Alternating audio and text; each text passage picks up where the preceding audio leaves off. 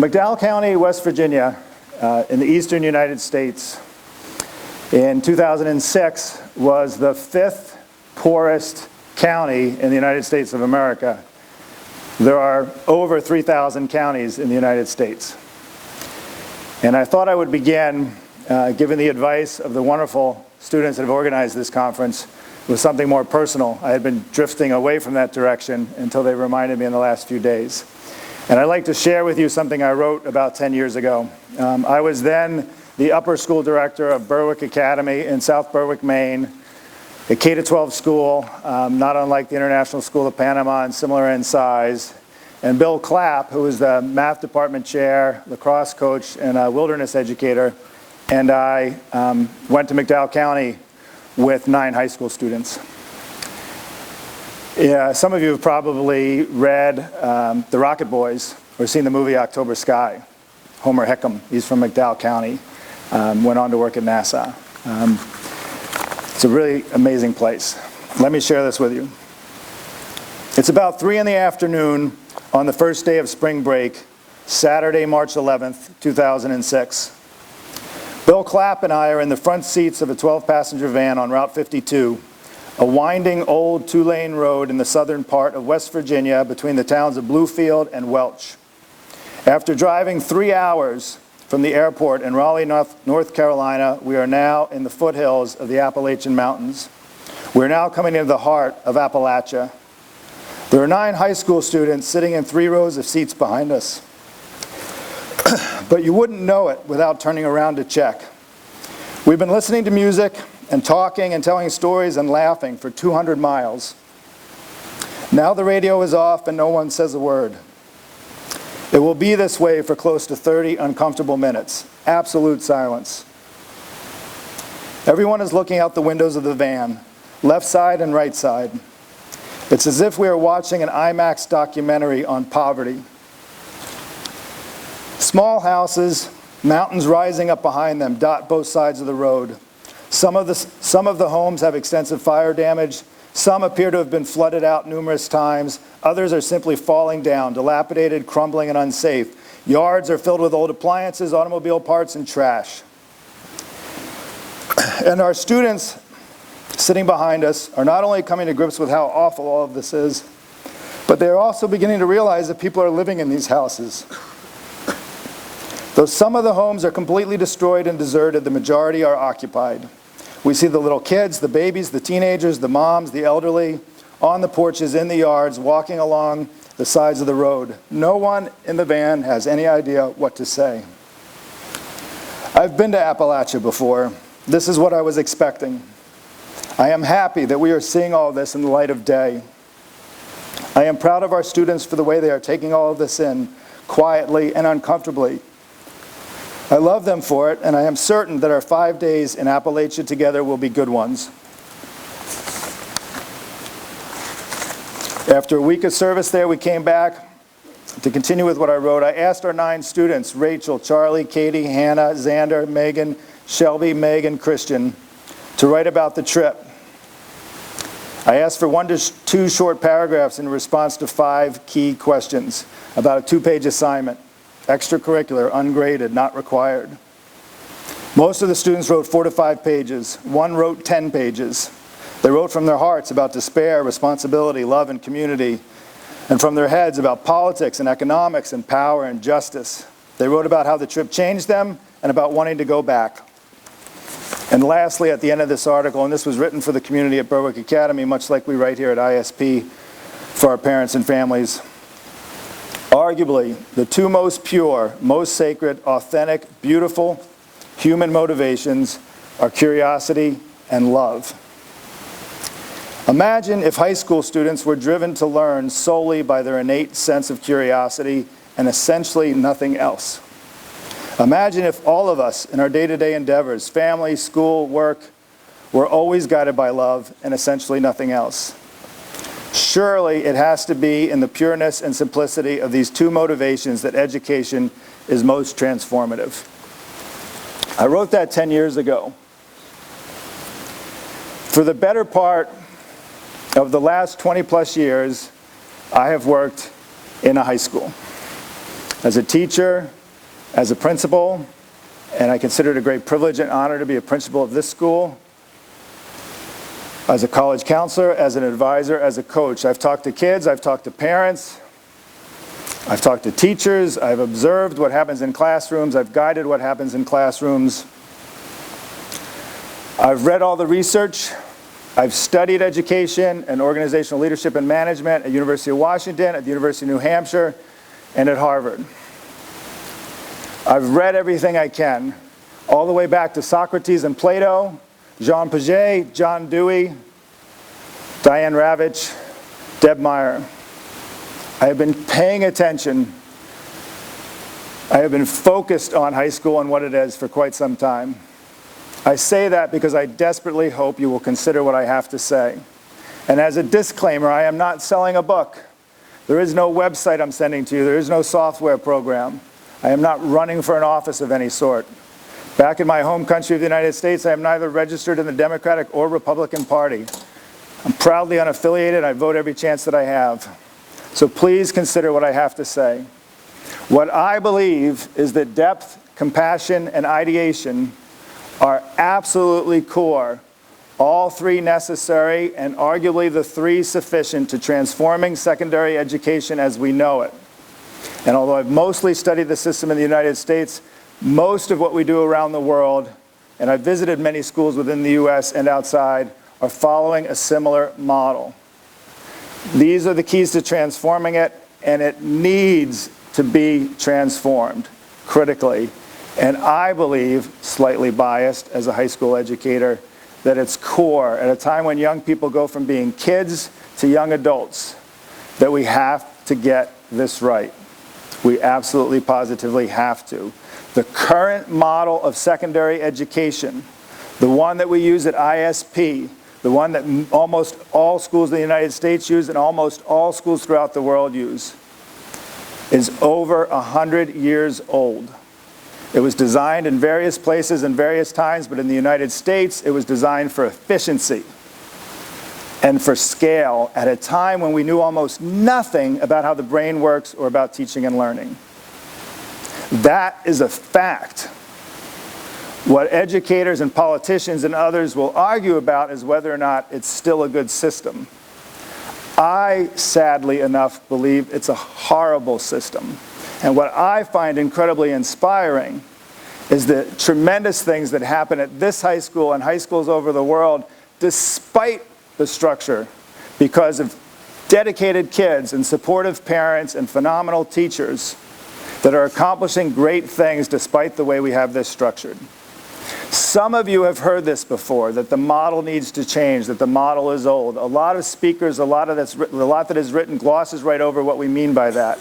I want to take just a minute before we talk about depth, before we talk about compassion and ideation, to explain quickly what I mean by this model is old and the structure has changed very little in the last 100 years.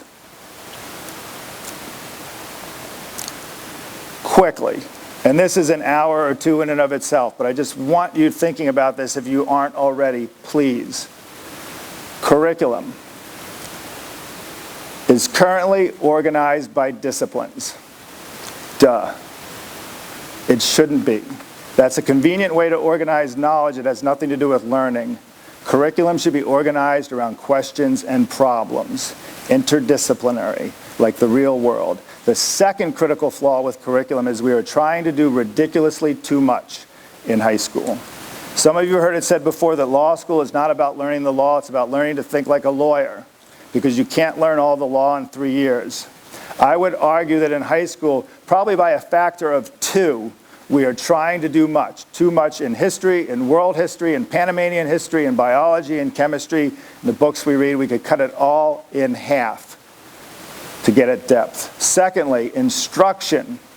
The model that most of us know in this world, and I'll talk about this in another minute or two, is a model about delivery, about a teacher delivering information and skills to his or her students. That model's okay, but it's not enough. What we need more of in the mix is basically young people figuring things out for themselves, guided by teachers. You could call it constructivism. I'm going to call it ideation today. but I'll explain that a little bit further. Our assessment systems are designed to rank kids and slap labels on them, and mostly serves the college admissions process and is not reliably and validly connected to learning. What we need is a system, and we think about it, a 0 to 100 scale, and sometimes we include a decimal point, sometimes 2. Do you realize with 2 decimal points attached to a 0 to 100 grading scale, that gives you 10,000 points. That gives you 5,000, that gives you 5,999 ways to fail, or 1,000 ways to get an A. It is neither valid nor reliable nor connected directly to learning. We need simpler assessment systems as a must. Not surprisingly, but unfortunately, teacher training prepares teachers to do all of those things I just outlined that are part of the current or the old system. And it's hard for the experts in the field of teacher training to talk about changing what we do in terms of training teachers until those schools exist. And it's hard for those schools to exist that we need until we think about training teachers differently. We need to do both in partnership. How we use time.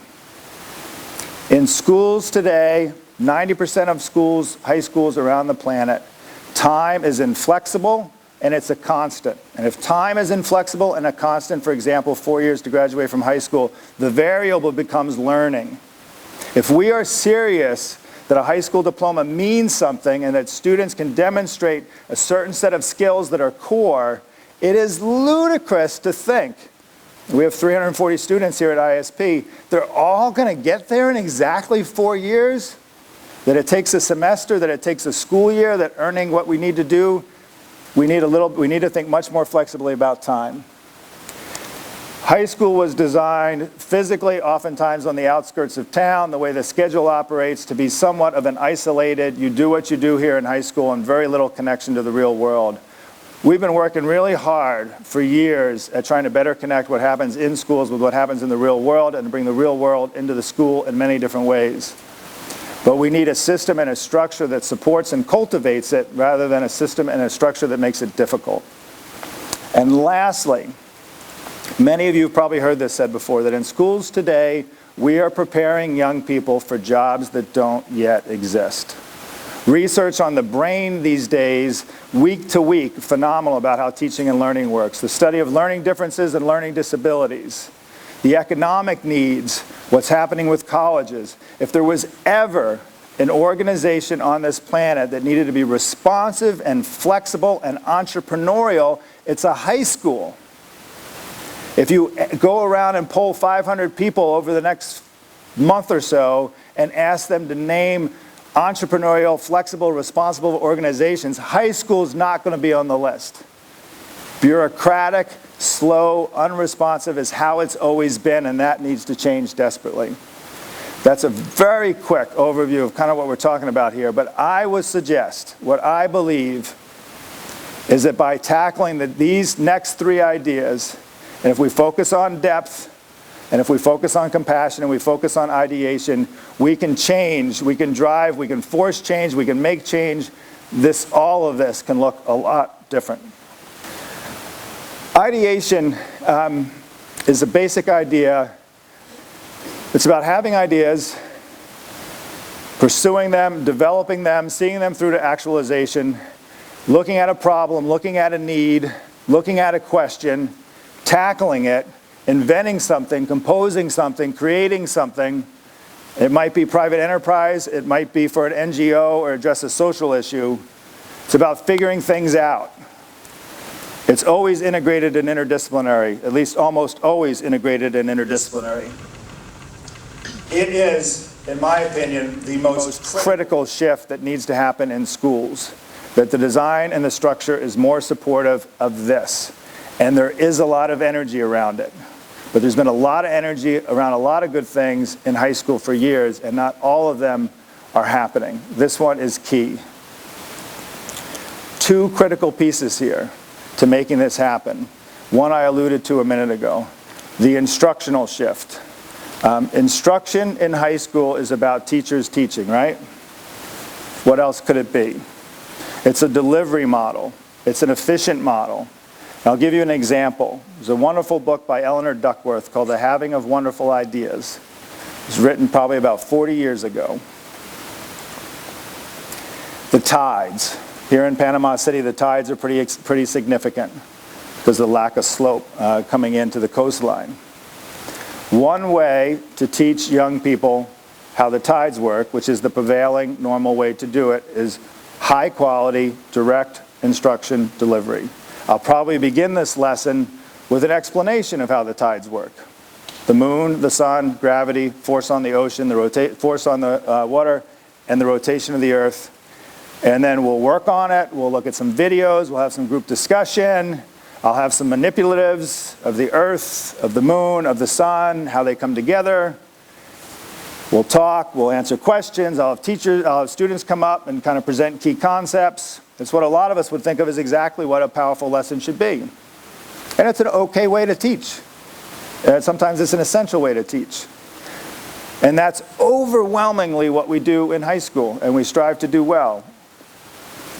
The alternative, and it happens in pockets, is I don't begin the lesson with "this is how the tides work." We begin the lesson with "how do the tides work?" And through the manipulatives and the context, we begin to struggle with that. And the students begin to struggle with that. They might theorize that it has something to do with traffic on the corridor sur. And it seems to be out in the morning. And over the course of weeks, they begin to observe. They begin to look at things. They begin to practice the skill of figuring things out. This is not easy for teachers. This is not stand back and, "Hey guys, figure out how the tides work. I'll be back in a few weeks." It is harder. It is harder than a well-delivered, simple, direct instruction lesson. And over the course of a much greater amount of time, the students figure out how the tides work. They try, they fail, they explore, they pursue different ideas, and they eventually figure it out. Guided, supported, coached by a teacher, who at times will step in and do some direct delivery instruction. Let's talk about gravity and why the force of gravity of the moon and the sun's got more force than the moon, but the moon's closer, and we'll figure those things out. Why is this so important? Well, it's a better way to learn. And you learn it better when you figure it out for yourselves. It's got an advantage. But it's also more time consuming. And arguably it wouldn't be worthwhile if it weren't for the second reason, which is the first way taught you how the tides work and you learned it. The second way taught you how the tides work, but it taught you how to figure things out, how to solve problems, how to not give up and say, "We haven't been there yet, we haven't covered that yet, I don't know what to do next." It got at the core of what we need in this day and age. It's actually what we needed 100 years ago and 500 years ago and 1,000 years ago, and we're going to need it 1,000 years from now.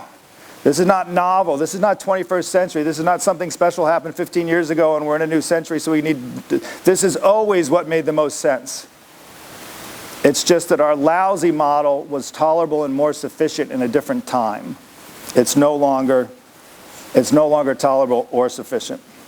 The second critical piece with ideation too is we need, as alluded to earlier, is we basically need to organize the curriculum around questions and problems, because all the fascinating stuff is interdisciplinary. It's interdisciplinary in the real world. It's interdisciplinary in kindergarten. It's interdisciplinary in second grade. It's interdisciplinary in doctoral programs. High school, for the matter of efficiency, is where we get the most off course, and that needs to change.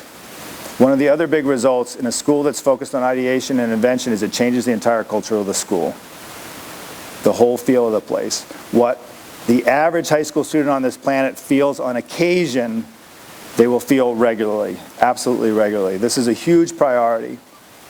I think the most important piece of what is up here is to make this shift. Kids figuring things out, inventing things, making things is what we need to work more at. Depth. This one's a little bit simpler and a little bit easier, but it's missing. Depth is about doing things well. That's easy enough, right? It's about quality. What is quality and pursuing quality? It's about mastery. Daniel Pink. I don't know how many folks read Daniel Pink's book, came out in 2009. The Surprising Truth About What Motivates People. Autonomy, mastery, and purpose. Rather eloquently, it all connects with high school, but mastery is what we're focused on here. Doing things well. It's the kind of thing that a high school student, for example, involved in the Beauty and the Beast, a lot of kids just felt this over the last few days here at ISP.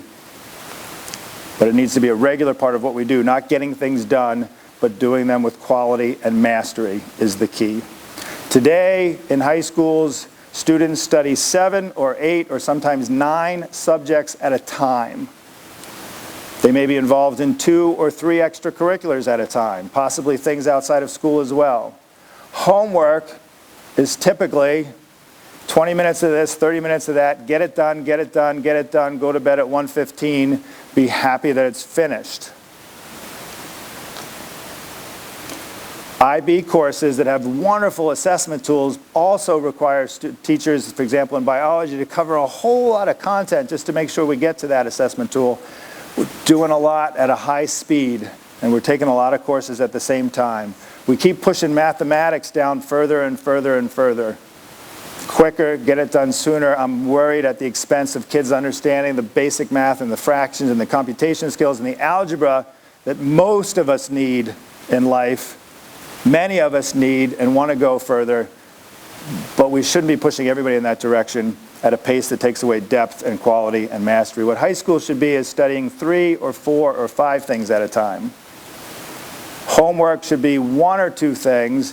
Go to bed by 11 and feel like, wow, I actually have a better understanding of the oncology of how a cancer spells for my biology class. I didn't just get it done, I learned something. I worked on it because I wanted to make sense out of it. And probably half the content. And although that sounds frightening, well, we got to teach chapter 17 in physics. If you're going to do 31 chapters of a physics textbook, nobody's learning it anyways.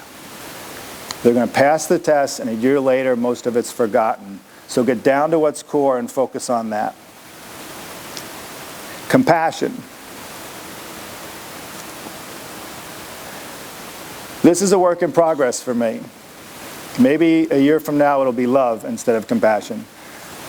I've understood this for a while, and I'm still struggling with articulating how it plays out in a school. But what I know from my heart, and if that's okay, I'll speak to you from my heart, this is core. We have to get over the hump that compassion and love are some things that happen in little doses in schools, maybe more in church and family and other places. Young people spend a lot of time in high school. We talk about a lot of hard things. We tackle a lot of hard things. We should be tackling more hard things. We need to understand that compassion and love and caring for one another and caring for the world are absolutely critical. I believe that our ability to feel pain and sadness and the depth of that is probably directly proportional to our ability to feel happiness. I believe it is essential to tackle the difficult things. And if we are, then we have to make sure our young people are being prepared with the skills and the knowledge and the understanding and the ideation and the ability to figure things out so they can feel it, but then also have hope because they're getting a phenomenal education that is preparing them to identify things and they can make a difference in this world. It raises the stakes.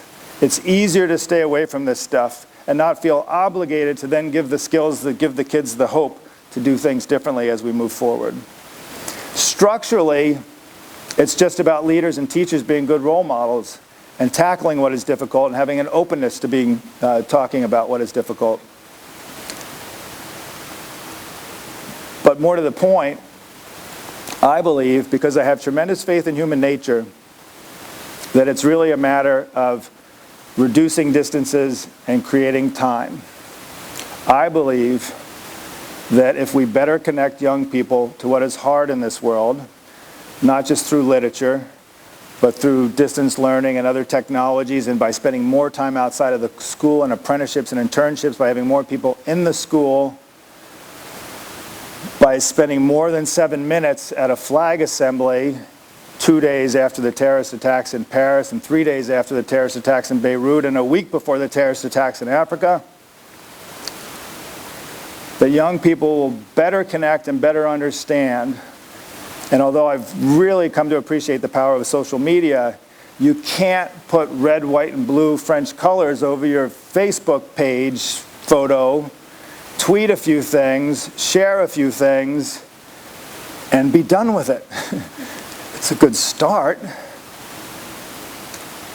But if we can bridge these distances and make a more deliberate effort of connecting young people with what is difficult and support them and coach them and facilitate them and give them a really powerful education so they can do really powerful stuff, I have tremendous faith in what is possible. Last slide.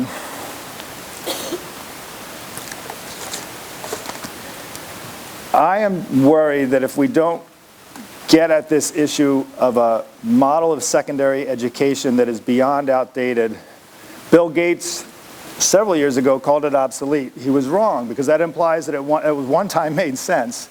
It never made sense. It was all about, it's been always about efficiency and about scale. And these systems were created before we knew what teaching and learning was and before we lived in the world that we live in today. All these shifting paradigms that we're talking about today, this is the one education, and secondary education in particular, that hasn't shifted much at all. If we can wholeheartedly commit to bringing depth to high school, bringing compassion to high school, and bringing ideation to high school, kids figuring things out, exploring and inventing, I believe we will change the system, and I believe we will have to change the system, because it's no longer enough for some kids to pull out of the system what they can. All kids need more. And we will have high school graduates that quite simply are smart, and by smart, I mean they can figure things out. They can persist, they're resilient, they have grit, they solve problems, they identify problems, they frame interesting questions. And secondarily, you add to that they know what it means to do something well. Don't do 27 things and check them off. Do 3. And pursue quality, pursue mastery. That's what it has to be about. And if you had both of those things and nothing more, what you're missing is caring. And yes, that's bigger than high school, but high school is a great place to cultivate and breed and support young people that have compassion, care about the planet, go beyond their immediate family and their neighborhoods to kind of feel a better connection and to explore it. I am very hopeful for the future, given the young people that are participating in this conference today. Some of them I've had a chance to talk to and hear speak already. The high school students that organize this conference. Because I work in a high school, I am tremendously hopeful. But I have to tell you, movement in making these changes happen has been slow. It's political, it's complicated. And if you aren't already engaged in this, whether you're one day going to be a high school student, or you are a high school student, or you're a parent of a high school student, or you're a grandparent of a high school student, or you simply get that getting this right matters to the future of this planet, I beg of you to engage and participate and help. I'm going to finish with a quote from The Little Prince. And I know everybody loves that it is only with the heart that one can see rightly what is essential is invisible to the eye. But there's so much more in this book. And it's the second to last paragraph that is the beauty of it, the absolute beauty of it. And if you know this story, I hope you appreciate this. If you don't know the story, you need to read this book within the next 24 hours. Because a lot of what I just said is in this book. A lot of it is also in Robert Pirsig's Zen and the Art of Motorcycle Maintenance, which is 500 pages of figuring out what quality is. And I forgot to share that quote with you. Second to last paragraph, look up at the sky. No, I can't read it. Ask yourselves, is it yes or no? Has the sheep eaten the flour? And you will see how everything changes. Thank you for listening.